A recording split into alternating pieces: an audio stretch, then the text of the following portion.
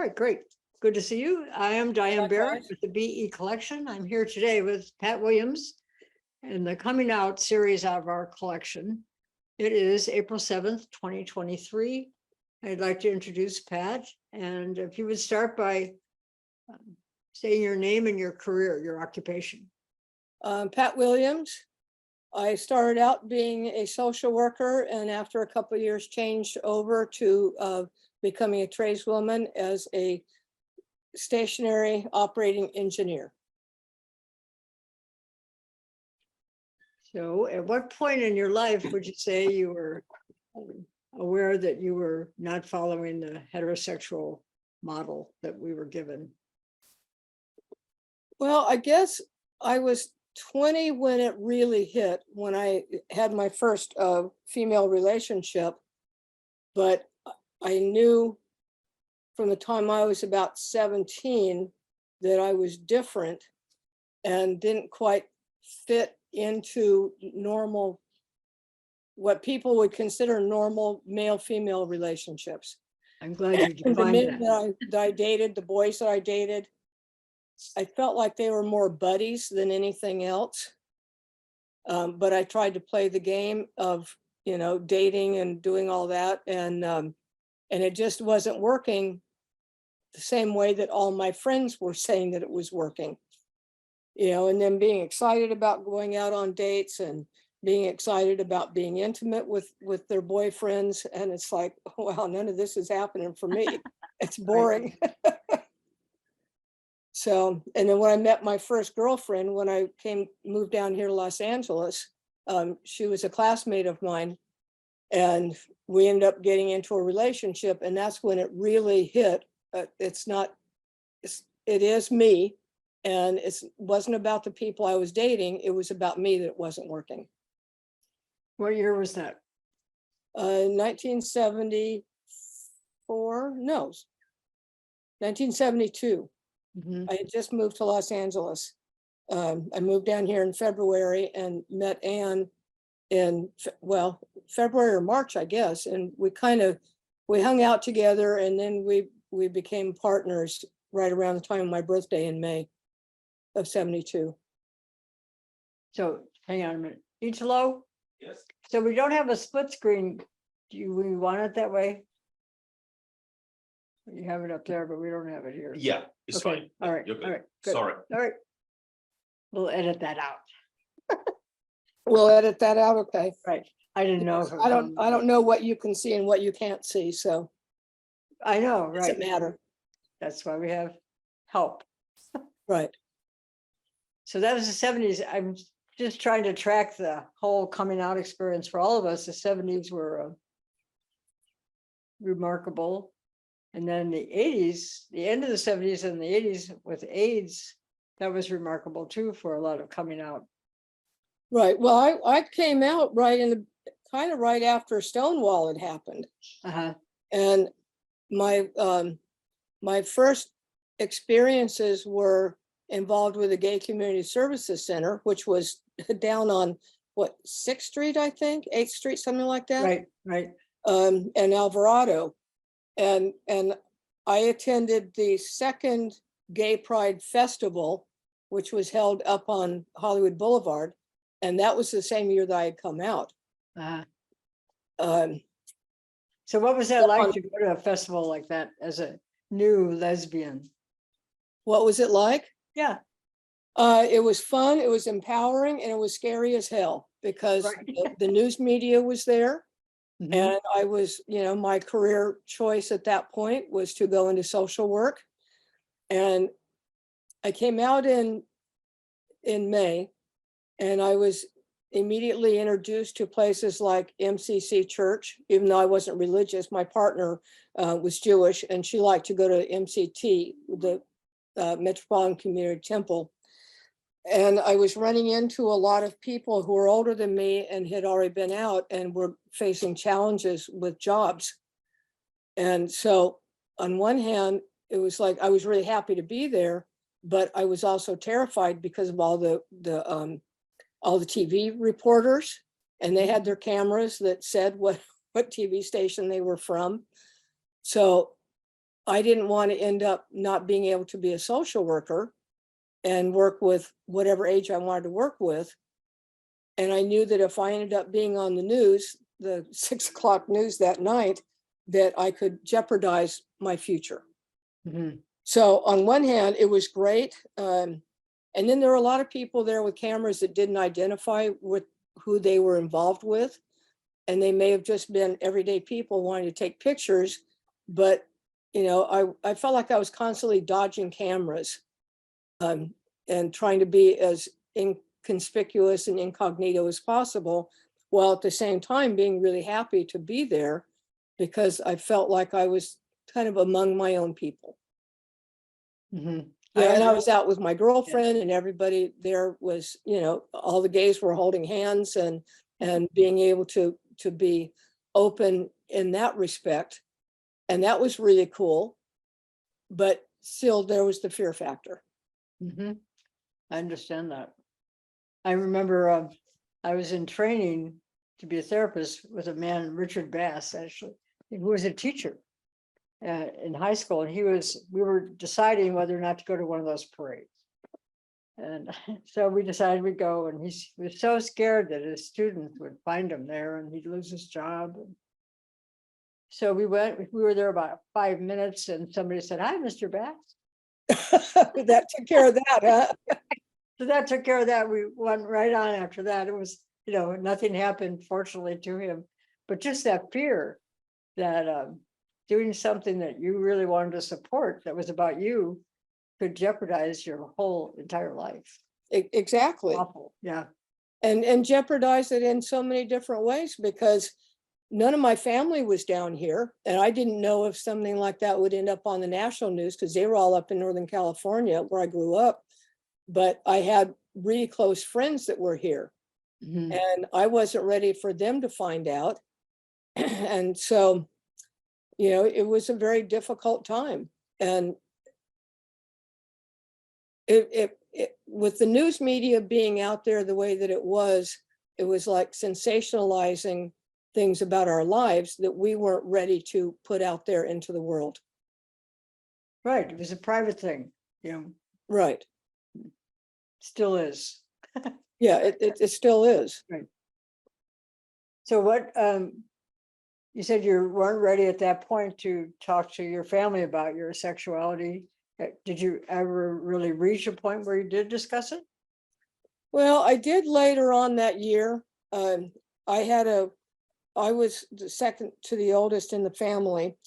And so my younger kids, my younger siblings would come down and stay with me here in LA for a week or two at a time. And so I ended up telling them at that point. I think it was probably the same year. Mhm. And then my sister Kathy, that was my age, I told her kind of right off the bat. Mhm. And you know, she was the same age as I am. She was my foster sister, so you know we were the same age, 3 months apart, and we grew up very involved politically in the a lot of things going on in the Bay Area, a lot of anti-war stuff. And at that time, if we were an activist, we were activists in a lot of different ways. At some of the different demonstrations that I went to, well, people weren't openly gay. There was a crossover of people just being general activists. Mhm. So we were both a little bit more aware than my younger siblings were, because they were 3, 4, 5, 6 years younger than me. So, and they weren't a part of any of that. So they were more conservative. So to start the discussion about coming out about who you were, is there advice you could give to somebody, like if they wish to start talking to their family or friends, a good introductory sentence or statement? Yeah, I don't know. I haven't thought about it because Right. every situation is totally personal. Uh-huh. And it's a lot different now, because in the 70s and in the 80s, gays weren't as prominent out in the world as we are today. Right. We didn't have the internet, and if somebody was from a small community, they may or may not have ever seen somebody who was outwardly gay. they may not have been aware of it. There may not have been discussions, but right now it's on the news, it's in books. You go to the library, there are books about it. It's all over the internet. And so it's very different now. Mhm. And I'm hearing from a lot of younger people, when they come out, it's like their family say, oh, well, yeah, we already figured that out. We were just waiting for you to figure it out. So it's very different right now. Mhm. Although in some of the red states and in some of the smaller, more conservative communities, I'm sure it is not only equally difficult, but maybe even more difficult because of the political climate we're in. It's a very strange time. Even just from the start of this April is our 2-year anniversary of doing this. And the changes that are occurring are rapid and significant, amazing in 2 years. Oh, absolutely. I mean, all the laws that have been passed just in the past year for the anti-trans laws. I mean, that's horrifying because nobody should have to deal with the laws that are coming out and not be able to get proper medical attention and emotional protections.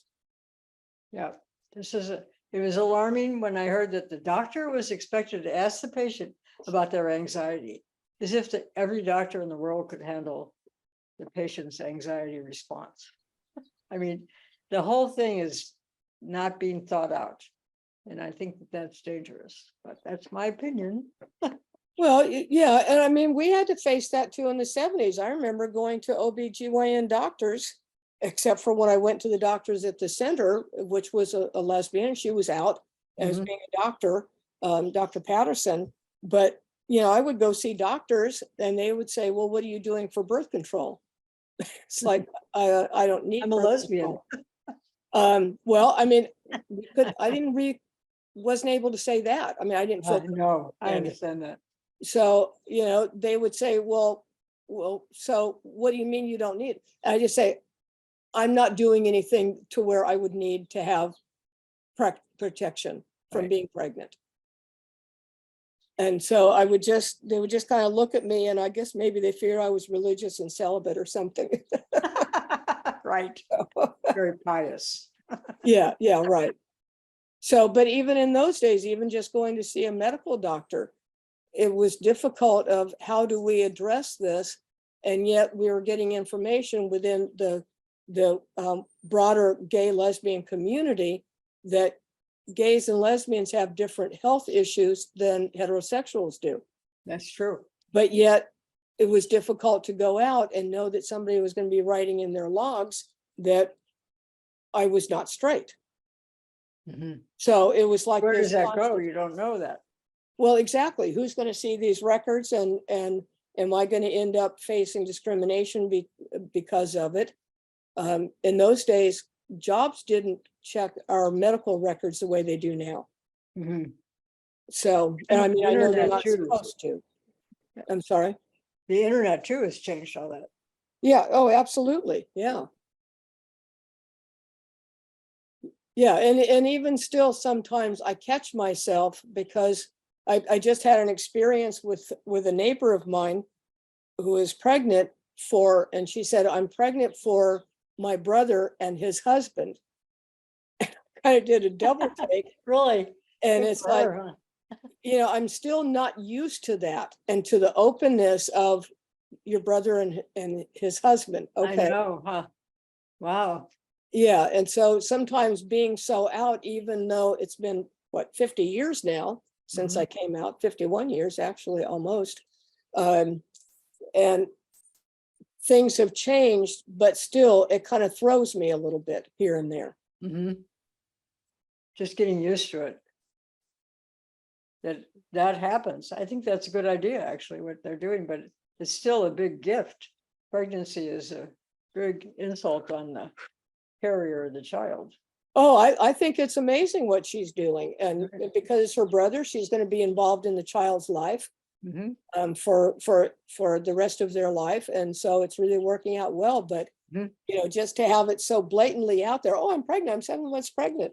Right. My husband, my brother and his husband, it's like, it is so cool to see that. And when I see young people walking down the street holding hands, and sometimes I'll say to my lesbian friends when we're together, I remember the days when that wasn't possible. Right. Or a relative of mine, a distant cousin, is the husbands, the two men, are adopting a baby, an infant. Mhm. And, I remember one of my first experiences going to MCC church. I was out for all of a week, and a woman was there talking about how her ex-husband was taking her children away from her. So, that was kind of one of my first experiences of being out in a crowd, Mhm. and just the way people were talking about things going on in the community at the time. And to be able to live in a lifetime where it's changed from that conversation to now my whole family on that side of the family being so proud of Sean and his husband to be able to adopt this baby. That's great. What a transition. What a change. You're Oh right. yeah, it's wonderful. But why not? Well, exactly. Why not?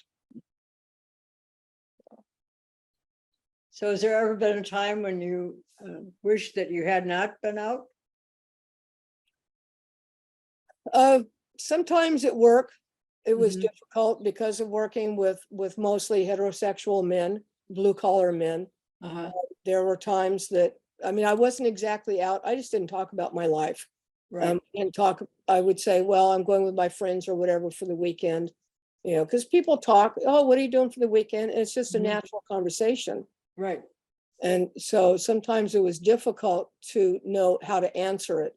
But I would just say, well, my friends are going out, or I'm going with my family or whatever.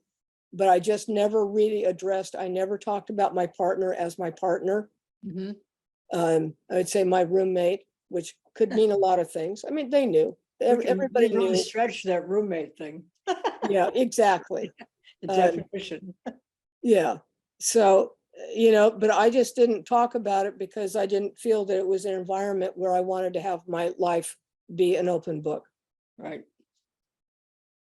Well, even now, if you think that we don't interview anyone under the age of 30, uh, because we're not clear or comfortable with how open and how safe that is.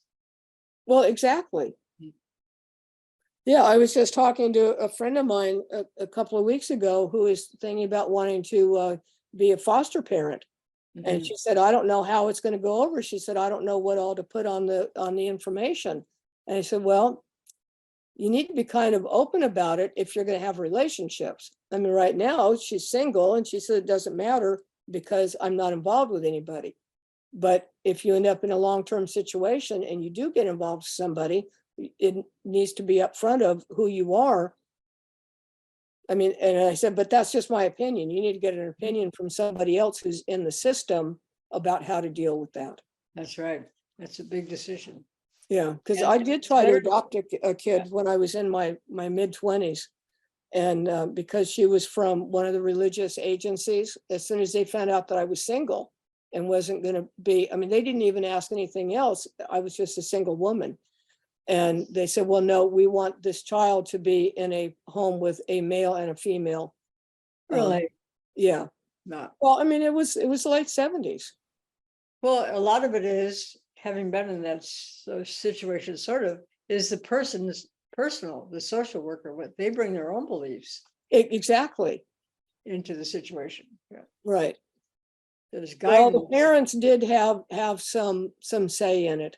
And because it was from a religious group, they wanted to have it, and it probably would have been better for the child anyway, to be in a family unit that had, they already had kids, and it might have been better for her to be in a full family environment. Yeah. But who knows? Yeah. So it's just the way that it was in those days. And now even that is, it's all changed. Mhm. Changing. There are some good changes going on. I like that. Yes. Very good If you were change. to advise a young person about how to approach the coming out to their family, to their, mainly their parents, what would you advise them to do differently? Anything different from what you did? Wow. Well, I didn't exactly have parents to come out to. Mhm. So I kind of, I mean, I was raised in foster homes, and my father had already been gone. My mother was out of my life. And my foster mother had already passed away a couple of years before I came out. And my foster father, he was so racist and I mean, he was just, you know, he was just that way. He was against anything and everything. And so I never really said one way or the other. He would just say, when are you going to get married? And I would just kind of pass it off and say, yeah, well, there's no reason for me to be married. And I just kind of pass it off. My stepmother, we never really talked about it.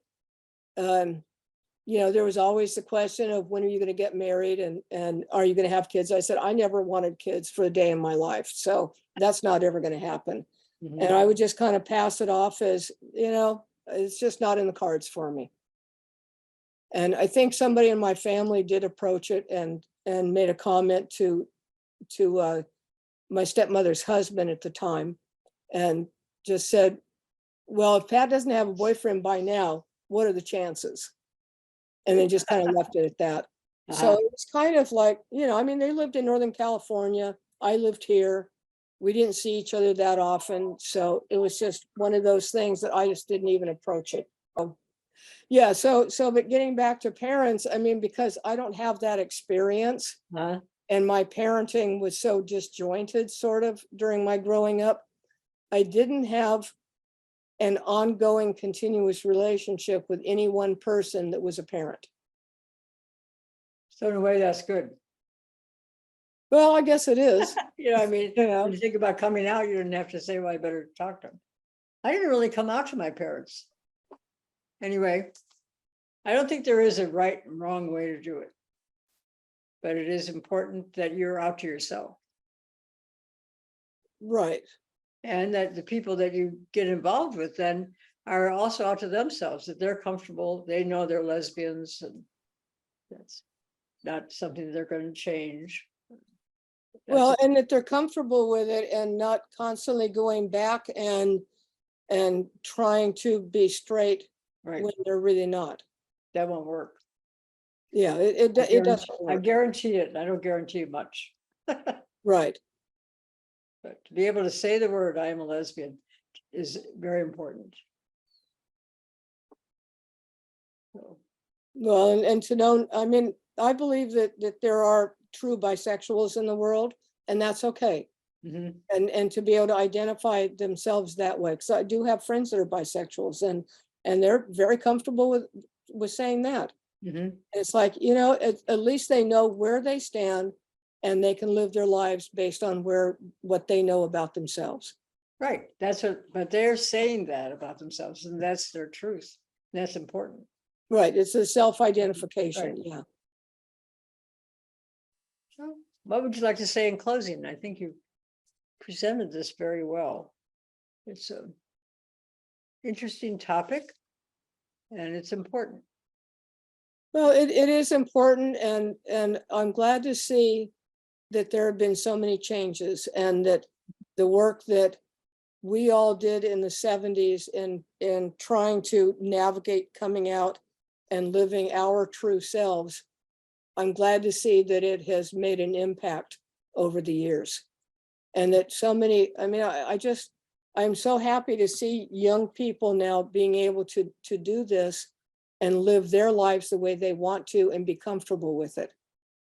And to be able to be truthful with the rest of the world. I am concerned about all this the stuff in the news and all of the red state laws that are coming up and all of that. I am concerned about that. And the only way to combat it is at the polling station. And we have to vote in order to keep our laws sacred. And I think everybody needs to really be involved in whatever level is comfortable to them.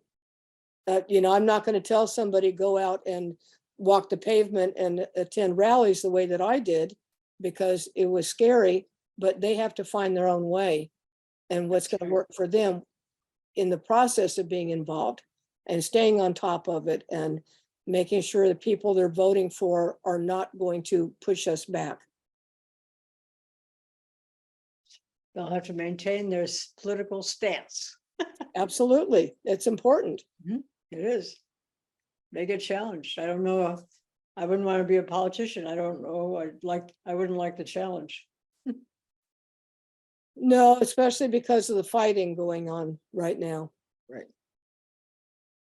So thank you for doing this. I'm glad I know you. I'm glad Yeah, you're lesbian. likewise. How about that? And you really guided a lot of people, and you'll still do that. And through the archives is another way to do it forever. Yeah, absolutely. Well, it's important that we have our histories. That, if nobody knows that we existed and live these kind of lives, then they're just going to end up repeating the same things over and over again. I think with all the new pronouns and everything, the word lesbian may disappear. Might be something you have to look up in Wikipedia or something. Well, yeah, the butch community is kind of thinking that way. Right. So many people that used to call themselves butch are now becoming trans. And so there is a discussion in the community about that. It's like, well, where do we go from here? That's I right. don't know that it's ever going to disappear. I don't know Probably that not. these words are going to disappear, but who knows? Who knows? Yeah, Time will tell. that's it. Thank you. All right. See you soon. All right. You got it. Thank you.